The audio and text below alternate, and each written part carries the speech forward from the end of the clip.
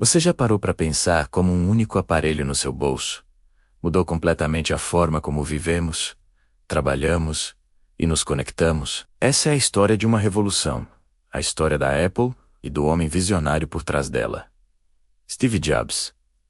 Tudo começou em 1976, numa garagem em Los Altos, Califórnia. 3 amigos, Steve Jobs, Steve Wozniak e Ronald Wayne, tinham um sonho: criar computadores que fossem fáceis de usar e acessíveis a todos. Jobs era o visionário, o mestre do marketing. Wozniak, ou Woz, era o gênio da engenharia, capaz de transformar ideias complexas em realidade. Wayne ajudou a fechar a parceria, mas saiu cedo, vendendo sua parte de 10% por apenas $800. O primeiro produto, o Apple I, era basicamente uma placa de circuito que os próprios usuários precisavam montar. Venderam cerca de 200 unidades, o que foi o suficiente para garantir o investimento necessário para o próximo grande passo.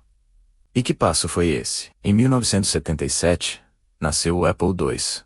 Este não era apenas uma placa de circuito. Era um computador pessoal completo, com teclado, caixa de plástico e gráficos coloridos. Foi um sucesso estrondoso, especialmente em escolas e residências. O Apple II transformou a Apple de um projeto de garagem em uma empresa de verdade, colocando a computação pessoal no mapa. A empresa cresceu exponencialmente e, em 1980, abriu seu capital na Bolsa de Valores, tornando seus fundadores e primeiros investidores milionários da noite para o dia. No início dos anos 80, Jobs visitou o Xerox PARC, um famoso centro de pesquisa. Lá, ele viu algo que mudaria tudo: a interface gráfica e o mouse.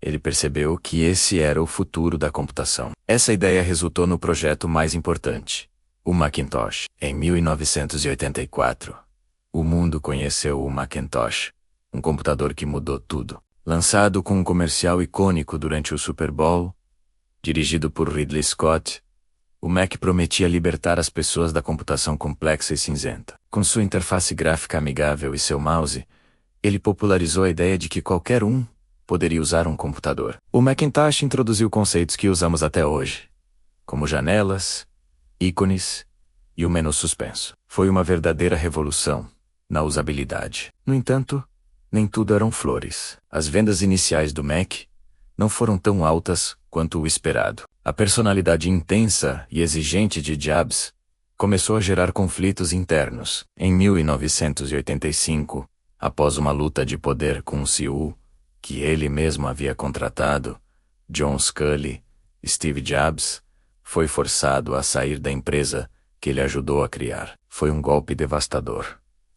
Mas Jobs não era de desistir. No mesmo ano, ele fundou a Next, uma empresa de computadores focada no mercado educacional e de negócios. Os computadores da Next eram tecnologicamente avançados, mas muito caros para se tornarem um sucesso de massa. No entanto, o sistema operacional que eles desenvolveram, o NextStep, era incrivelmente poderoso e robusto. Jobs, por sua vez, comprou uma divisão de computação gráfica da Lucasfilm e a transformou na incrível Pixar, que revolucionou a animação. A mesma Pixar que trouxe Toy Story, Procurando Nemo e muitos outros clássicos. O sucesso da Pixar provou mais uma vez o talento de Jobs para unir tecnologia e criatividade. A Apple ficou perdida sem a visão do Jobs. Lançou uma série de produtos confusos, perdeu participação de mercado para os computadores com o Windows da Microsoft e, em meados dos anos 90, estava à beira da falência. A situação era tão desesperadora que a Apple precisava de uma mudança radical para sobreviver. E a salvação veio de um lugar inesperado. Em 1997, a Apple comprou a Next, a empresa de Jobs, por mais de $400 milhões.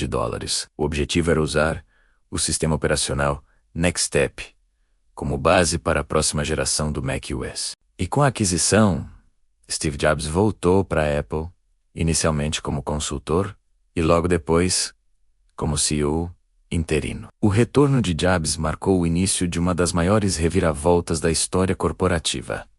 Ele agiu rapidamente. Cortou projetos desnecessários, simplificou a linha de produtos e focou a empresa em criar poucos produtos, mas que fossem excepcionais. Ele também lançou a famosa campanha publicitária Think Different, ou Pense Diferente, celebrando visionários e rebeldes.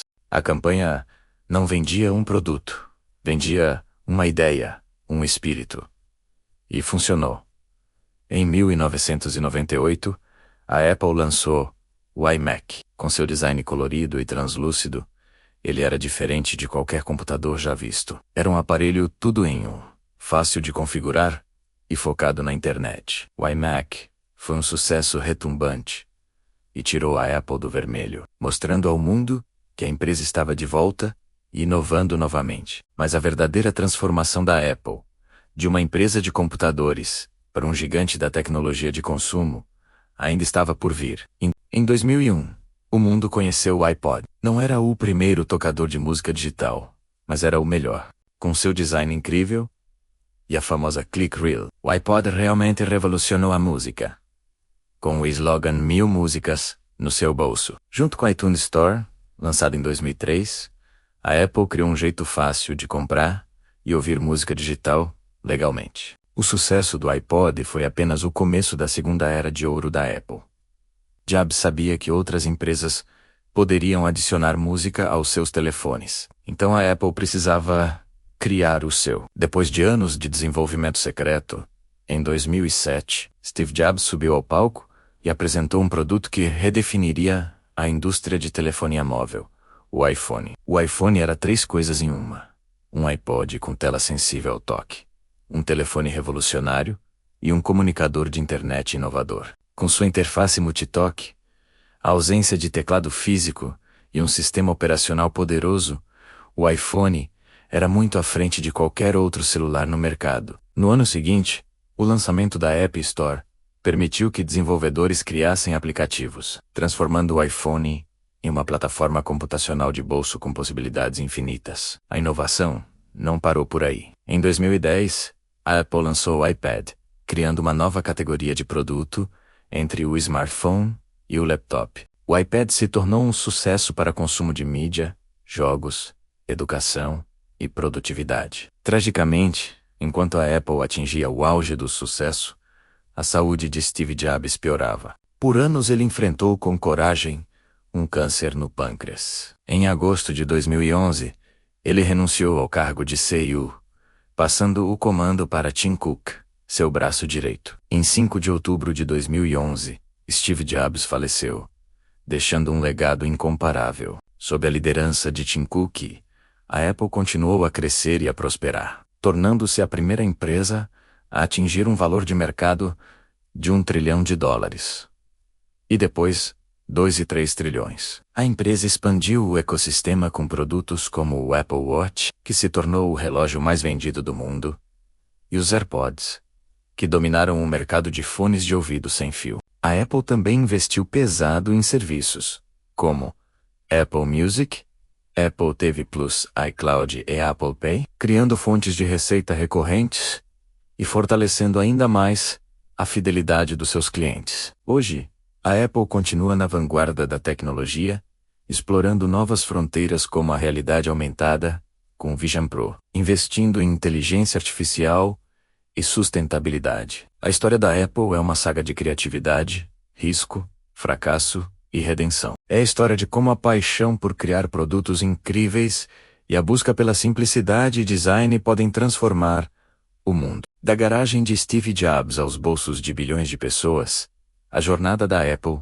é um testemunho do poder da visão e da inovação. Se curtiu, não esquece de deixar seu like, se inscrever no canal e ativar o sininho para não perder os próximos vídeos.